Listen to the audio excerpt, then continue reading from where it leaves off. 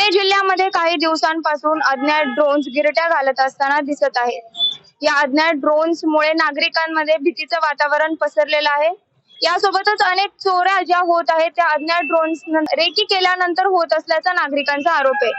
या प्रकरणावरती शिरूर हवेलीचे आमदार अशोक पवार यांचं काय मत आहे आणि त्यांच्या काय मागण्या आहेत हे जाणून घेण्यासाठी ते आज आपल्या सोबत आहेत।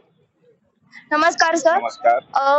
पुणे जिल्ह्यामध्ये ना काही दिवसांपासून अज्ञात ड्रोन्स गिरट्या घालत आहेत। यावर तुम्ही नागरिकांसाठी आमदार म्हणून काय कराल आणि तुमची काय मागणी आहे? काय झालं की हे नक्की खरं आहे की गेले 3-4 दिवस झाले पुणे जिल्ह्यामध्ये बारामती, दौंड, हवेली, शिरूर आणि इतर काही तालुक्यात असतील रात्रीचे 11, 12, 1 वाजता ड्रोन फिरताना पाहतोय आपण। एकाच वेळेला 2-2, 3-3 ड्रोन फिरताना अनेक लोकांचे मला फोन आल्याच्या नंतर मी SP साहेबांना त्याचा पाठपुरावा करावा म्हणून फोन केला आणि ह्याचा शोध लावा।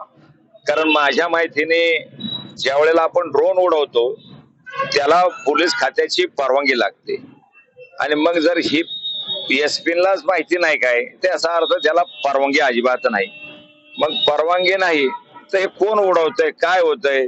कारण आपण पाहतोय की आज सोशल मीडियाद्वारे आपली तरुण मुलं त्याचा फोटो काढतात आणि तो पाठवतात, मग त्याचे व्हिडिओ बनवतात, ते पाठवतात, म्हणजे प्रत्यक्ष ड्रोन उडवले जातात। मग ह्यांचा हेतू काय नेमका? का हे कोण चोर ड्रोन उडवतात का? अशी मागणी SP देशमुख साहेबांकडे मी जोरात केलेली आहे।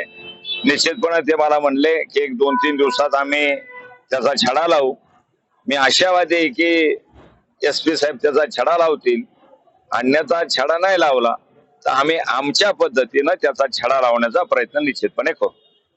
नागरिकांमध्ये भीतीचं वातावरण पसरलेलं आहे, तर तुम्ही नागरिकांना काय आवाहन कराल? काय नाही, आपण हे ड्रोन आपण कसे थांबवता येईल तो पाहू आणि नागरिकांना, आता नागरिक काय करू शकत नाही कारण ड्रोन इतक्या उंचीवर उडतो आणि नागरिक काय करणार आहे?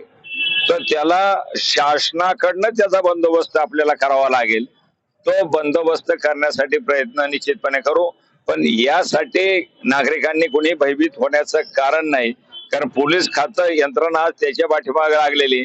उलट आम्ही शोधत होतो की हे कसलं आहे, काय चाललंय, की ह्या ड्रोन मुळे EVM मध्ये काय गडबड करायची काय लोकांना, कोणाला काही तसं का शंका अनेक लोकांना आल्या, ते आम्हाला सांगत होते। ते म्हणलं नाही, EVM मशीनचा याचा काही संबंध आम्हाला दिसत नाही, पण याचा शोध पोलीस खात्याला निश्चितपणे आपण घ्यायला लागतो।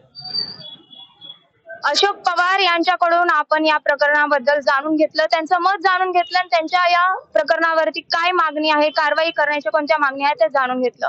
शिवानी लकडे, पुणे प्राईम न्यूज, लोणी काळभोर।